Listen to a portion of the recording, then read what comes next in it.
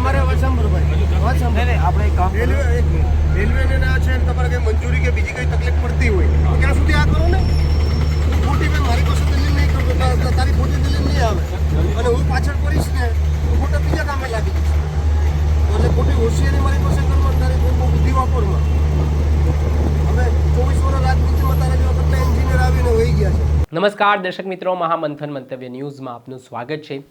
અવારનવાર ધારાસભ્યો, રાજકીય નેતાઓ અને સરકારી અધિકારીઓ વચ્ચે બોલાચાલીના દ્રશ્ય સામે આવતા હોય છે.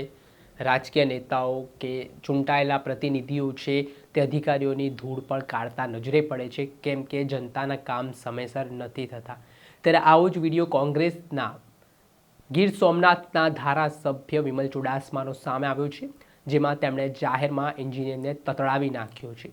ને આ સમગ્ર ઘટનામાં છેલ્લા ઘણા વર્ષોથી જે GUDU મુજબ જે વેરાવળ ખાતે ઓવરબ્રિજની કામગીરી ગોકળ ગાયની ગતિએ ચાલી રહી છે, અને આ ગતિના કારણે લોકોને પણ ખૂબ હાલાકીનો સામનો કરવો પડી રહ્યો છે. ત્યારે ખુદ ગીર સોમનાથના ધારાસભ્ય વિમલ ચુડાસમા છે તે ઓવરબ્રિજ જે જગ્યાએ બની રહ્યું છે ત્યાં સ્થળ પર પહોંચ્યા હતા, જ્યાં એન્જિનિયરોને બોલાવવામાં આવ્યા અને આ મંથર ગતિ શું કામ આ કામગીરીમાં કરવામાં આવી રહી છે તેને લઈને તેમણે કેટલાક સણસણતા સવાલો કર્યા અને તેમનો ગુસ્સો છે તે સાતમા આસમાને જોવા મળ્યો હતો, કેમ કે કેટલાક અધિકારીઓ છે તે કામગીરી દરમિયાન બેદરકારી દાખવે છે, ઢીલી નીતિ અપનાવતા હોય છે. ત્યારે આવા અધિકારીઓ સામે વિમલ ચુડાસમા છે તે લાલઘુમ બન્યા છે. પહેલાં તો એ ઘટનાનો વિડીયો સામે આવ્યો છે, આપ આ ઘટના જોઈ લો. તમે વાત સાંભળો, રેલવે પસંદ ભૂલી તમે અત્યારે રેલવેની ઓલી બાજુ જે રીતે કરવાનું છે એ કરો. તમે ખોટી દલીલ કરો છો. ત્યાં જે આપણી એનસીઓમાં જે છે ને ત્યાં મારા ગટર રેડી છે, બરોબર, રેલવેના. હવે એ રેલવેના ગટર જે ચડાવવાના છે જે ક્રેન આવશે ને એ જ ક્રેન અહીંયા ચડાવવાના. આપણે તો અહીંયા કરો ને ત્યાં રેડી છે તો આ બતાવી લો રેલવેની ઓલી બાજુ છે. તમારે વાત સાંભળો ભાઈ, વાત સાંભળો. આપણે એક કામ રેલવેને ના છે ને તમારે કઈ મંજૂરી કે બીજી કઈ તકલીફ પડતી હોય તો ત્યાં સુધી આ કરો ને. હું ખોટી ભાઈ મારી પાસે દલીલ નહીં કરતો, તારી ખોટી દલીલ નહીં આવે અને હું પાછળ પડીશ ને તો ખોટા બીજા કામે લાગી જઈશ. એટલે ખોટી હોશિયારી મારી પાસે કરવા તારી બહુ બુદ્ધિ વાપરમાં. હવે 24 વર્ષ રાજનીતિમાં તારા જેવા કેટલા એન્જિનિયર આવીને વહી ગયા છે. કેટલી ઉંમર છે તારી? અને 46 24 વર્ષમાં બહુ એન્જિનિયર જોયા. હવે આનો ટ્રેન લઈને આને ઇલેક્શન કરાવી દીધું એટલે હવે તમે નથી કર્યું એટલે મારે આવવું પડ્યું. હવે નથી કર્યું તો કરો ને, સલાહ દીધો એના કરતાં તમારી સલાહમાં તમે શું તીર મારી દીધું અને સલાહ આપો છો.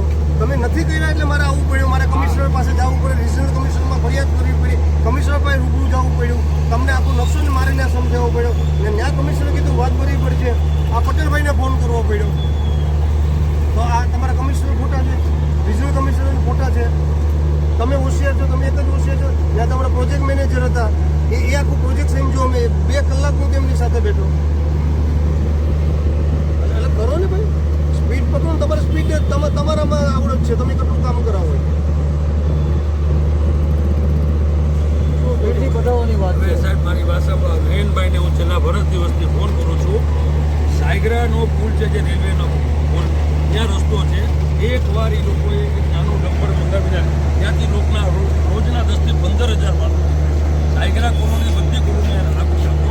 અત્યારે એ લોકોએ બરકા ત્યાં રોડ છે મેન આખો, ત્યાં ઢગલા કર્યા છે. એમાં એક બાબા એક બીજો કોક છે રાજુ લોટવા કરીને કે તમારે જ્યાં જવું હોય ત્યાં જાવ કે આ હટશે નહીં. ત્યાંથી લોકોને ધૂળ એવી ઉડે છે. વિમલભાઈ તમે ચલો આપણે સાંભળ્યા હતા કોંગ્રેસના ધારાસભ્ય વિમલ ચુડાસમા. અગાઉ પણ તેમના આવા ઘણા વિડીયો વાયરલ થઈ ચૂક્યા છે, જ્યાં તેઓ પોલીસ અધિકારી હોય તેમને પણ આવી રીતે તતડાવતા નજરે પડી ચૂક્યા છે.